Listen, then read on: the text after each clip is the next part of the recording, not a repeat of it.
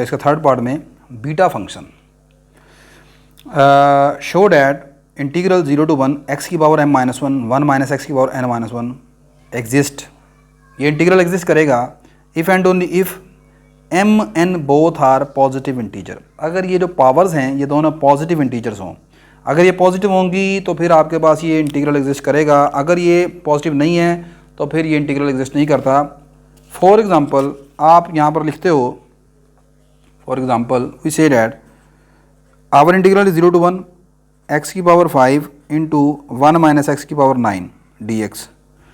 हम पूछते हैं वेदर दिस इंटीग्रल एग्जिस्ट और whether the integral converges. Yes, this integral will converge.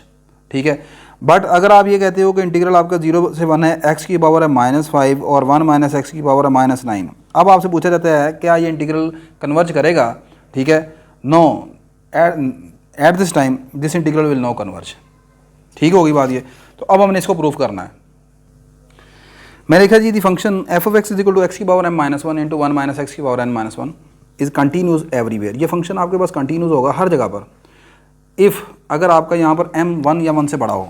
देखो जी, यहाँ पर m आप रखते हो 1 तो ये हो जाएगा x की पावर 0 डैट इज़ 1, यहाँ पर 1 माइनस एक्स की पावर 0 वो भी 1 हो जाएगा।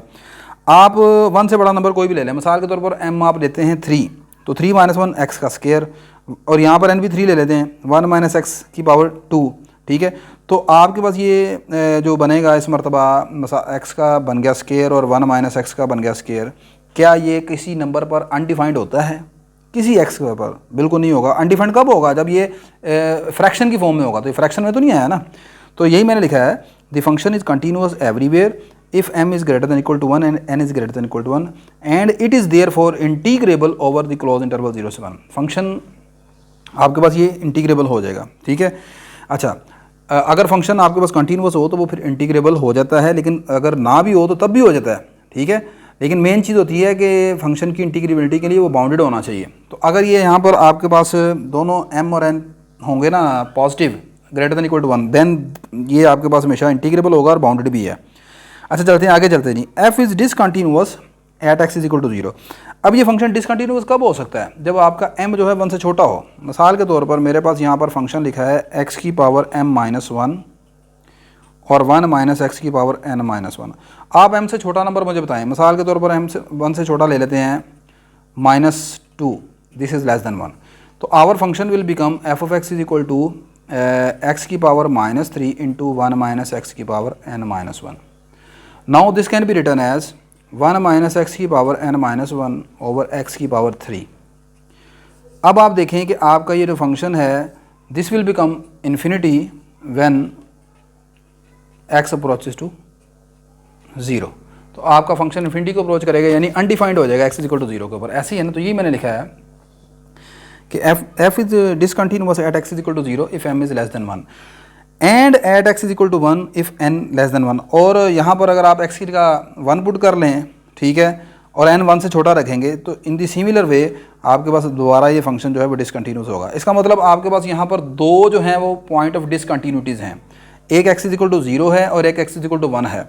It thus follows that to prove the convergence of the given integral we need to examine the convergence of. अब यहाँ पर होगा ये कि ये जो इम्प्रॉपर इंटीग्रल है ना आपके पास, ये जो बीटा फंक्शन है दिस इज इम्प्रॉपर इंटीग्रल। यहाँ पर जो पॉइंट ऑफ डिसकंटिन्यूटीज़ आई हैं, पॉइंट्स ऑफ डिसकंटिन्यूटीज़, वो आपके पास आई हैं जी दो। एक है x इज इक्वल टू 0 और other second is x is equal to 1। अब करना ये होगा कि ये जो पूरा इंटीग्रल है ना 0 से 1 वाला, जिसके ऊपर हमने फंक्शन को चेक करना है कन्वर्जेंस और डिफरेंस के लिए, इसको मैं ऐसा करता हूँ 0 से 1 के दरमियान कोई एक पॉइंट उठा लेता हूँ जो इसके दरमियान लाई करता है। तो मैं लेट कर लेता हूँ कि 1/2 ले लेते हैं, आप 1/3 ले सकते हैं, 1/5 ले सकते हैं, 1/4 कोई भी ले सकते हैं जो 0 से 1 के दरमियान हो। तो फंक्शन को दो हिस्सों में डिवाइड कर लेते हैं, 0 से लेकर 1/2 और 1/2 से लेकर 1। इन दो पॉइंट्स के ऊपर हमने फंक्शन की कन्वर्जेंस और डाइवर्जेंस चेक करनी होगी। ठीक है, अच्छा, जब ये पहले वाला इंटीग्रल आएगा इसमें है x इज इक्वल टू 0 यहाँ पर, जब ये 0 पर होगा तो फिर चलें यहाँ पर आगे मैं आपको बताता हूँ यहाँ पर करना कैसे है। अब it thus follows that to prove the convergence of the given integral we need to examine the convergence of, हमने ये दो इंटीग्रल की कन्वर्जेंस चेक करनी है। पहला है 0 से लेकर 1/2, अंदर वाली चीज़ वही। दूसरा है 1/2 से लेकर 1 और अंदर वाला फंक्शन वैसे ही है। पहली कन्वर्जेंस चेक करने लगे x = 0 के ऊपर। यहाँ पर इम्प्रॉपर इंटीग्रल में बीटा फंक्शन जो है वो एक इम्प्रॉपर इंटीग्रल बन जाता है जब x = 0 होता है। दो पॉइंट ऑफ डिसकंटिन्यूटी थी, दोनों पॉइंट ऑफ डिसकंटिन्यूटी के ऊपर कन्वर्जेंस चेक करनी है आपने। 1/2 पर कन्वर्जेंस चेक नहीं करनी है आपने, सही है। आपका जो इंटीग्रल है वो 0 और 1 के ऊपर अनडिफाइंड है, ठीक है ना। तो आपने 0 पर कन्वर्जेंस चेक करनी है और 1 पर कन्वर्जेंस चेक करनी है। मैंने लिखा है ये हमारे पास फंक्शन है, ये फंक्शन 0 पर कब अनडिफाइंड होगा, जब ये x की पावर जो होगी उसको आप डिनोमिनेटर में ले जाएं। तो मैं यहाँ पर इसको नीचे ले आया, ये इसे लिख लिया x की पावर 1 - m। अब इंटीग्रल की कन्वर्जेंस चेक करने के लिए मैंने यहाँ पर एक दूसरा फंक्शन उठाया gx। अगर आपने इसको डिटेल से पढ़ना है इम्प्रॉपर इंटीग्रल के, तो आप मैं यहाँ पर वीडियो का जो लिंक है इम्प्रॉपर इंटीग्रल के हवाले से वो डिस्क्रिप्शन बॉक्स में रख दूँगा, ठीक है। आप उस पर क्लिक करें तो इम्प्रॉपर इंटीग्रल की जो मुकम्मल, जो अगर आप इसको डिटेल से देखना चाहते हैं आप उसको देख सकते हैं कि इम्प्रॉपर इंटीग्रल की कन्वर्जेंस किस तरह निकालते हैं, डाइवर्जेंस किस तरह निकालते हैं, कंपैरिजन टेस्ट कैसे इस्तेमाल करते हैं। यहाँ पर चूँकि मैं ये पास्ट पेपर सॉल्व कर रहा हूँ और मैं उम्मीद करता हूँ कि ये चीज़ें आपको ऑलरेडी पहले आती हैं, यहाँ पर जस्ट थोड़ा बहुत सॉल्व यहाँ पर करवा रहा हूँ। अच्छा, यहाँ पर मेरा ये फंक्शन है, इसको मैंने ऐसे लिख लिया, इसका जिसके साथ कंपैरिजन करवाना है वो gx हो गया, और gx जो है वो मैंने ऐसे लेट किया है कि इसका जो डिनोमिनेटर है वही वाला फंक्शन ले लिया 1/x की power 1 - m। Hence by using limit comparison test we have, limit comparison test में ये होगा कि जिस तरह ये आपने बिल्कुल वही है जिस तरह आप वो इनफाइनाइट सीरीज़ में पढ़ते हैं। इनफाइनाइट सीरीज़ में भी कन्वर्जेंस और डिवर्जेंस चेक करने के लिए basic comparison, limit comparison test आप इस्तेमाल करते हैं ना, तो बिल्कुल वही है। ये लिमिट कंपैरिजन टेस्ट इस्तेमाल किया, लिमिट x = 0 f(x/gx), ये हमारे पास फंक्शन f(x) आ गया, ये gx आ गया, इसको डिवाइड कर लिया। डिवाइड करने के बाद यहाँ पर ये आप सेम टर्म कट जाएगी इसके साथ, बाकी जो चीज़ बचती है उसमें x की जगह 0 पुट कर देंगे तो ये 1 रह जाएगा, 1 की पावर n - 1 आ जाएगा। अच्छा, यहाँ पर जो इस चीज़ का ख्याल रखना है, सीरीज़ की कन्वर्जेंस और डिवर्जेंस में जब हम बात करते हैं तो वहाँ पर हम लेते हैं limit n approaches to infinity. लेकिन जब यहाँ पर इंटीग्रल की कन्वर्जेंस और डिवर्जेंस चेक करेंगे ना, तो वहाँ पर इस सूरत में जो लिमिट लेंगे ना, वो लिमिट कौन सी होगी, आप कन्वर्जेंस किसके ऊपर चेक कर रहे हो, x = 0 के ऊपर, तो लिमिट आएगी x अप्रोचेस टू 0। ठीक होगी बात ये। और दूसरी बात, ये जो आपने gx लेट करना ना, gx भी इस तरह का फंक्शन लेट करना है कि वो भी 0 के ऊपर खुद अनडिफाइंड हो, जैसे यहाँ पर ये फंक्शन 0 पर अनडिफाइंड है, ठीक है, इसलिए मैंने यहाँ पर gx सेलेक्ट किया है, सही है। तो आई होप कि आपको चीज़ क्लियर हो गई होगी। अच्छा, ये आंसर आ गया 1 के बराबर। अच्छा, अब प्रॉब्लम ये है कि आपको लिमिट कंपैरिजन टेस्ट जो है ना, वो इस वक्त आपके जहन में होना चाहिए जो इम्प्रॉपर इंटीग्रल के लिए होता है। वो क्या था, लें जी, ये लिमिट कंपैरिजन टेस्ट जो है हमारे पास कुछ इस तरह है कि अब मैं पूरा डिटेल से नहीं बता रहा, सिर्फ जितना यहाँ पर इस्तेमाल होगा वो बता रहा हूँ।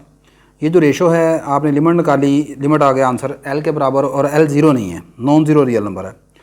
ऐसी सूरत में अगर नीचे वाला जो डिनोमिनेटर वाला फंक्शन है उसका इंटीग्रल कन्वर्ज करता है तो हम कहेंगे ऊपर वाले फंक्शन का इंटीग्रल भी कन्वर्ज करेगा। अब हमारा जो डिनोमिनेटर वाला इंटीग्रल है वो ये है, gx जो यहाँ पर हमने लेट किया है वो है 1/x की पावर 1 - m, ठीक है, 0 से 1/2। अब मुझे ये पता लगना चाहिए कि अगर तो ये कन्वर्ज करता है इंटीग्रल, तो फिर जनाब मोहतरम आपके पास जो ऊपर वाला फंक्शन यानी हमारा जो गिवन फंक्शन है वो भी, गिवन फंक्शन वाला जो इंटीग्रल है वो भी कन्वर्ज कर देगा।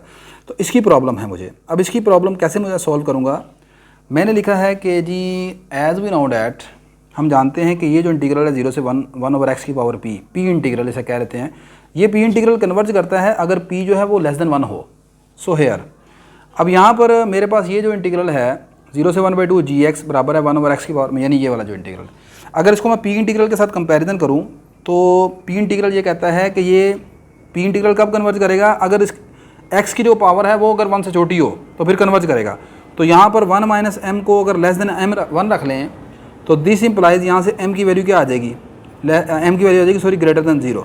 तो मैं ये कहूँगा कि मेरा ये जो सिलेक्टेड gx वाला इंटीग्रल है ये कन्वर्ज करेगा अगर m ग्रेटर देन 0 होगा। अगर m ग्रेटर देन 0 होगा तो फिर ये कन्वर्ज करेगा, और अगर ये कन्वर्ज करता है तो फिर इसका मतलब मेरा जो फंक्शन f(x) वाला इंटीग्रल है वो कन्वर्ज कर देगा। बात समझ आ गई कि नहीं आ गई। और यही हमने प्रूफ करना है कि जो बीटा फंक्शन है वो कन्वर्ज तभी करता है जब आपका m और n दोनों पॉजिटिव हैं, m भी पॉजिटिव और n भी पॉजिटिव। तो पहली चीज़ तो प्रूफ हो गई। बात दोबारा देखें, ये रेशो जो है इसका आंसर आ गया नॉन ज़ीरो नंबर। अब नीचे वाला इंटीग्रल अगर कन्वर्ज करता है तो ऊपर वाला कन्वर्ज करेगा। मैंने अब नीचे वाला इंटीग्रल को देखने के लिए कि वो कन्वर्ज करता है डिवर्ज करता है, मैंने इसका पी इंटीग्रल के साथ कंपैरिजन कराया। पी इंटीग्रल ये कहता है कि x की जो भी पावर होगी अगर वो 1 से छोटी हो तो फिर ये कन्वर्ज करता है। मैंने इसको लेस देन 1 पुट किया और वहाँ से m निकाल लिया, m निकल आया ग्रेटर देन 0। मैंने लिखा कि m ग्रेटर देन 0 है तो ये वाला जो gx है ये तब कन्वर्ज करेगा जब m ग्रेटर देन 0 होगा। और gx की कन्वर्जेंस जो है वो ये शो करती है कि आपका गिवन इंटीग्रल कन्वर्ज कर गया। ठीक है, हमने असल में तलाश करना है m और n, ठीक है, जिसके लिए आपका गिवन इंटीग्रल कन्वर्ज करता है। तो मैंने तलाश कर लिया है कि m पॉजिटिव होगा तो फिर ये इंटीग्रल आपका कन्वर्ज कर देगा। ठीक है, अब इस बात को ज़रा पढ़ लेते हैं। So here gx converges if आपका m ग्रेटर देन 0 आ गया, hence by the limit comparison test आपका ये जो इंटीग्रल है पहला जो हिस्सा था ये कन्वर्ज कर गया इफ़ एंड ओनली इफ़ आपका m ग्रेटर देन 0 होगा। ले जी, अब मैंने इंटीग्रल का दूसरा हिस्सा जो ब्रेक किया है वो जो आपके पास कन्वर्जेंस डिसकंटिन्यूटी थी वो x इक्वल टू 1 के ऊपर थी और जब आपका n 1 से छोटा होगा। ये हमारा गिवन फंक्शन है, इस फंक्शन में x इक्वल टू 1 वाला हिस्सा इसमें है, इसको मैं डिनोमिनेटर में ले आऊँगा तो ये पावर जो थी वो जाहिर सी बात है ये n माइनस 1 है तो नीचे आके पावर 1 माइनस n हो जाएगी। बात समझते हैं कि नहीं? अगर x क्यूब लिखा हो तो इसको ऐसे जब हम नीचे लेके आएंगे तो पावर नेगेटिव हो जाएगी, x की पावर माइनस 3 हो जाएगी। तो यहाँ पर n माइनस 1 है तो नीचे आके हो जाएगी 1 माइनस x की पावर जब नीचे आएगी वो बन जाएगी माइनस टाइम n माइनस 1। ठीक हो गई बात ये, और माइनस को अंदर मल्टीप्लाई करें तो पावर आ जाएगी 1 माइनस n। अब मैं जो अपना gx सेलेक्ट करूँगा वो ये है। अब ये gx ऐसा सेलेक्ट करना है कि वो ख़ुद भी 1 के ऊपर अनडिफाइंड हो। तो यहाँ पर ये नीचे वाला हिस्सा मैंने लेट कर लिया। अब जनाब मोहतरम आपने यहाँ पर लिमिट कंपैरिजन टेस्ट लगा दिया, लिमिट कंपैरिजन टेस्ट लगाया और यहाँ पर गौर करो कि यहाँ पर लिमिट जो मैंने ली है वो x अप्रोचेस टू 1 ली है इस मरतबा, x अप्रोचेस टू 0 नहीं आएगी। यहाँ पर बात समझ आ रही कि नहीं आ रही? जिस पॉइंट के ऊपर मैं बता रहा हूँ डिसकंटिन्यूटी है वही लिमिट होगी हमारी। अच्छा जी, इसको सोल्व किया तो आपके पास आंसर फाइनल आ गया 1 के बराबर। ठीक है, लिमिट आ गई 1 के बराबर। फिर ऊपर वाली सारी स्टोरी चलेंगे।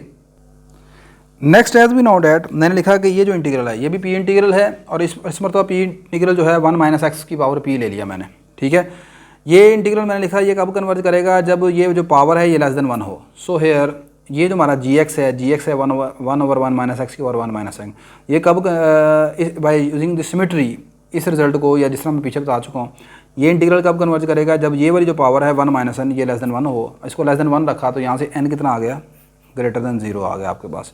Hence by the limit comparison test ये जो हमारा इंटीग्रल है दूसरा हिस्सा जो था ये कन्वर्ज करेगा if and only if n is greater than 0।